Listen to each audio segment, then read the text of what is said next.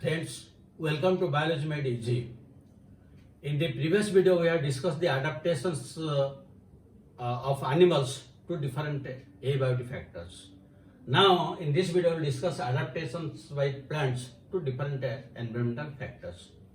I have put it in a separate video because we will discuss the details.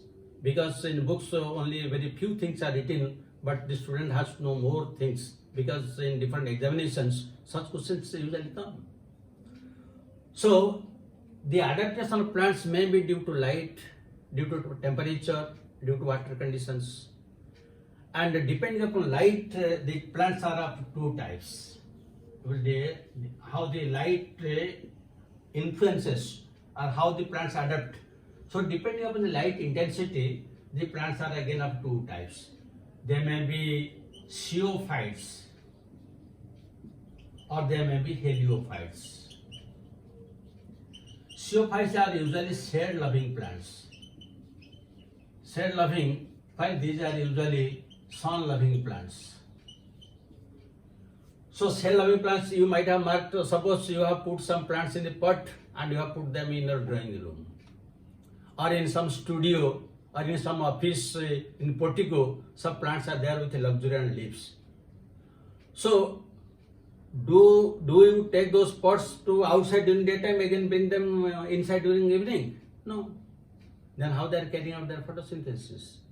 That means the diffused light from the sun or the tube light which you are using in your rooms, that light is sufficient for the sciophyte because they are shade-loving plants. They have optimized their photosynthesis in that low intensity of light.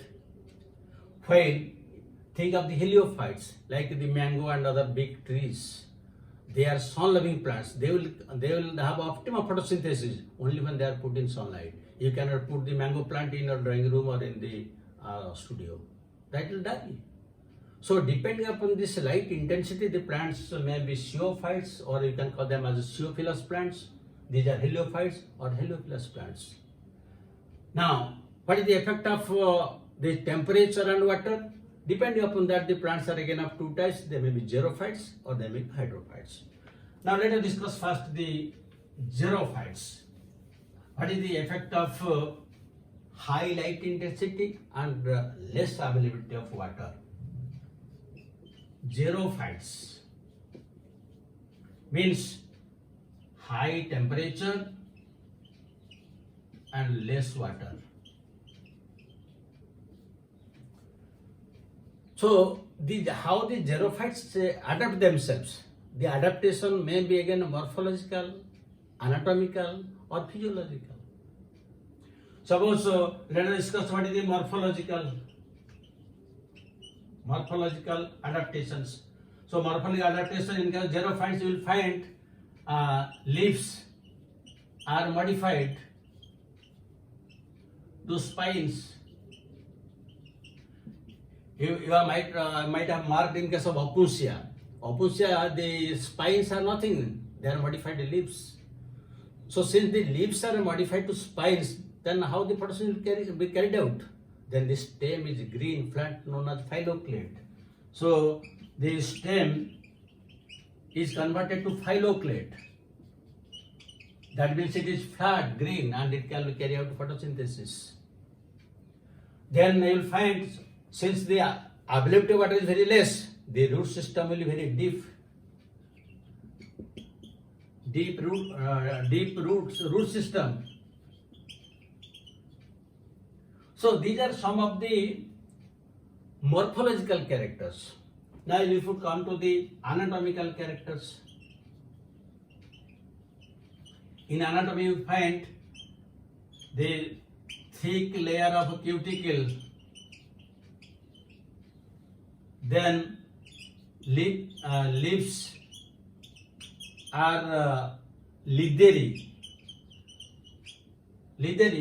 or you can tell waxy. Then sunken stomata. That means the stomata, suppose this is the epidermis, and usually the stomata are present on the upper surface like this in normal plants. But here there will be a pit-like structure and the stomata are present here, deep This is known as sunken stomata. Then you'll find the mucilage present. Then the conducting elements, xylem and phloem, are well developed because they will provide mechanical strength also. And next point is mechanical tissues. Mechanical tissues well developed. Then another very important point you'll find, there is a scotoactive opening of stomata. Scotoactive opening of stomata.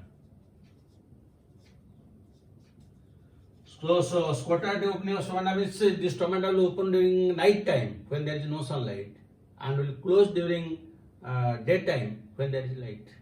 This is scotoactive. It is only to avoid transpiration. So these are some of the mechanical adaptations. Now you come to the physiological adaptations.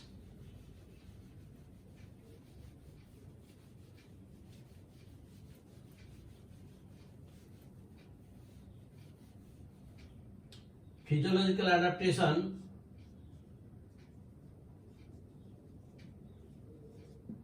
So here you will find, since there is scotoactive opening of stomata, the photosynthesis is crassulacean acid metabolism.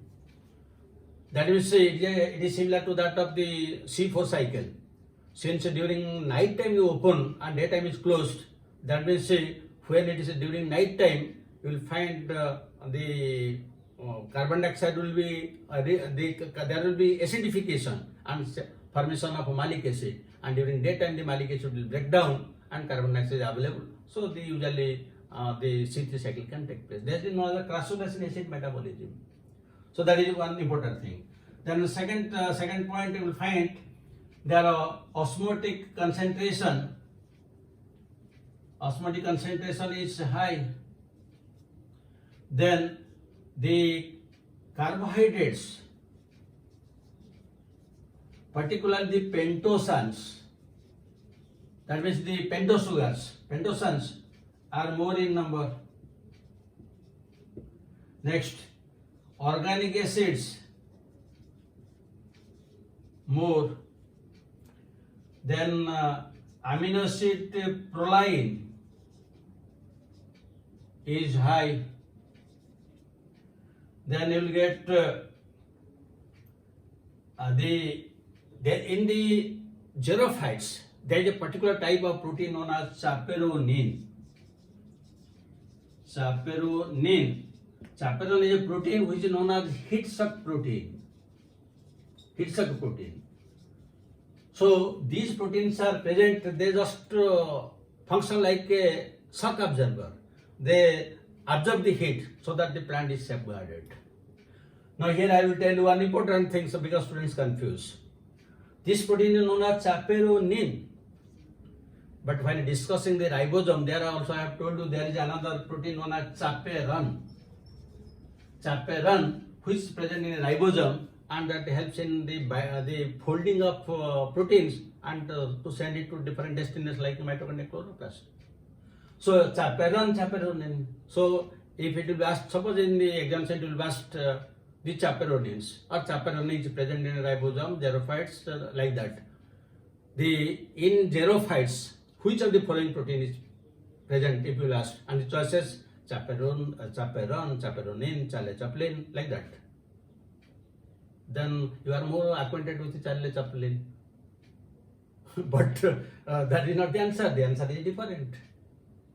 So in this way, the examiner, the question setter will try to confuse you. So remember it perfectly. So these are some of the physiological adaptations of this. Now, depending upon the behavior of the xerophytes, we get 3 different types. That is again very important from examination point of view. There are some plants which are known as ephemerals. Ephemerals means they complete their life cycle in 3 to 4 weeks. In 3 to 4 weeks they complete their life cycle before the onset of summer, because they cannot tolerate that summer condition. So they complete their life cycle 3 to 4 5. For example, one is Argemone mexicana and also Solanum xanthocarpum. They complete their life cycle in 2 to 3 weeks, so that when the xerophyte condition comes, the summer comes, they are not there. They are present only in the perma seeds. They are known as ephemerals. That means we can call them as drought escapers. Drought escapers. That means they are escaping the drought. Before the drought comes, they escape. Now you come to the second case. Second case, you take the case of succulents. Succulents. Succulents are known as drought resistant. Drought resistant. And succulents usually they are fleshy. They are fleshy and they contain mucilage, they contain water. So they can resist the drought conditions. For example, you can here take the case of cactus, then euphorbia, bryophyllum, then aloe vera. These are some of the examples where you will find there is the plant body is quite fleshy, succulent. So, since they are succulent, they store mucilage, they store water, they can resist the drought condition. Now come to the third category. Third category are perennials, perennial xerophytes, and they are known as drought endurers. That means they will endure, they will tolerate the drought condition. And here these are the normal plants. There is no much adaptation. And the example is, you can take the case of acacia, gigifus. These are some of the plants, acacia, gigifus. So in such plants, acacia, gigifus, there is no much adaptations. They can neither escape like the ephemerals, or they cannot resist it like the succulents. Simply they will tolerate it, they will endure it. Whatever the drought condition, they may die, but they don't have much adaptation. What they will do? Simple, they will endure. So a question may be asked, anyone may be asked which one is a drought escaper, which is a drought resistant, which are the drought endure. This is one type of question. But out of these three, which are true xerophytes? Whether the ephemerals or the succulents or the perennial xerophytes like acacia, gigifus, which are true xerophytes? So the answer is this one. These are true xerophytes because neither they are escaping nor they are resisting. They are simply tolerating, they are enduring the drought. So these are the true xerophytes. So these are the different examples for xerophytes. Now let us discuss hydrophytes. So in case of hydrophytes, the availability of water is more. So when there is plenty of water, how the plants adapt themselves to those conditions? Hydrophytes. So there is more availability of water. So here also you will find some morphological, anatomical and physiological adaptations. So morphology or morphological adaptations. So in morphology you will find roots not well developed or absent. There are some fruiting plants where the roots are absent, they are substituted by root pockets like Olphia. Then you will find the second one, the petiole. Petioles are thin and elongated. Then leaves. Leaves are also thin. The plants are not much well developed because they don't have to face the hazards of the external environment found above the ground. That is why the aquatic plants are the small plants. They don't have the vigorous growth like that of the xerophytes or the normal plants, mesophytes. Now you will come to these anatomical adaptations. Then you will find no cuticle on epidermis,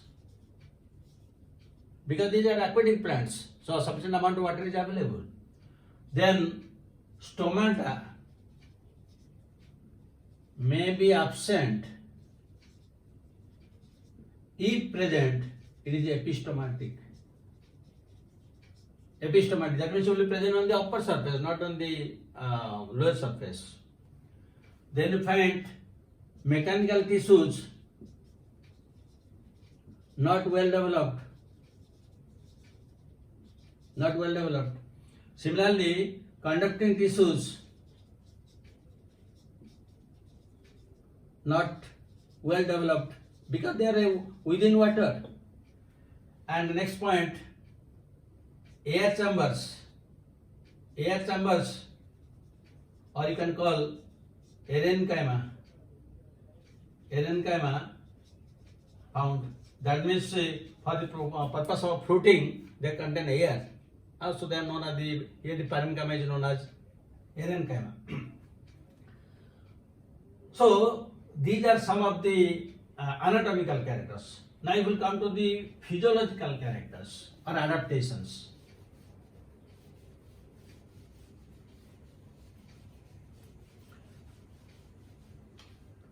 The physiological adaptations, one is low osmotic pressure. Second, can absorb water throughout body surface,